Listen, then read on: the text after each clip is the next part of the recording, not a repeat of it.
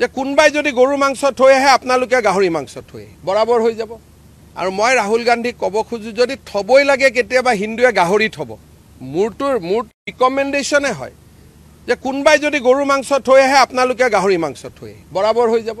হিন্দুৱে মূৰটো মছজিদত থয় আৰু মাংসখিনি খাই পেলায়, সেনেকুৱাইতো হ'ব লাগিব কথাটো। গতিকে ৰাহুল গান্ধী আৰু কংগ্ৰেছক হিন্দু মানুহে যে ঘিণ কৰে, এইবিলাক কাৰণে ঘিণ কৰে।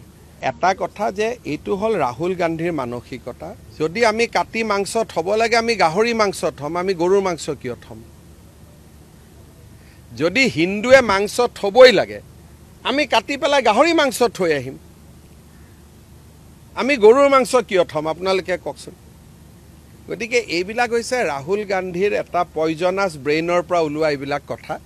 গতিকে ৰাহুল গান্ধীয়ে ভাবে যে হিন্দুৱে মাথাটো মছজিদত থ'ব, বডিটো ক'ত থ'ব?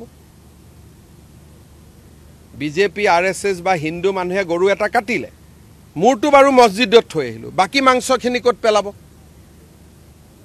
তাৰমানে আমি সেইটো খাম নেকি? তাৰমানে ইনডাইৰেক্টলি ৰাহুল গান্ধীয়ে কি কৈছে যে মই ক'লোঁ নহয় যে মন্দিৰত হিন্দুৱে বাৰু মূৰটো থ'লে বডিটো ক'ত ৰাখিব?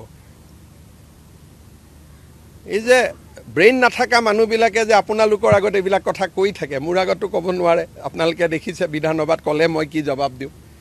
আপোনালোকো ক'ৰবাত অলপ অলপ চিম্পেথি হৈ থাকে কাৰণে আপোনালোকে সুধিব নোৱাৰে।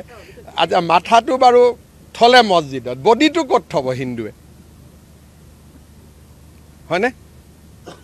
আৰু RSSৰ ইয়াত কোনোবা মানুহ অহা ক'লে যে 50জন মানুহ আহিছে, চবক এৰেষ্ট কৰি দিয়ক, কিন্তু বাংলাদেশৰ পৰা অহাখিনি কি হ'ব সেইটো কওক। সেইটোৰ ওপৰতো একো নকয়। তাৰমানে গোটেই টাৰ্গেটটো হিন্দু, সেইকাৰণে মানুহে বেয়া পায়। আপোনালোকে দেখিছে সেইকাৰণে মিটিঙত কোনো হিন্দু মানুহ নাহে।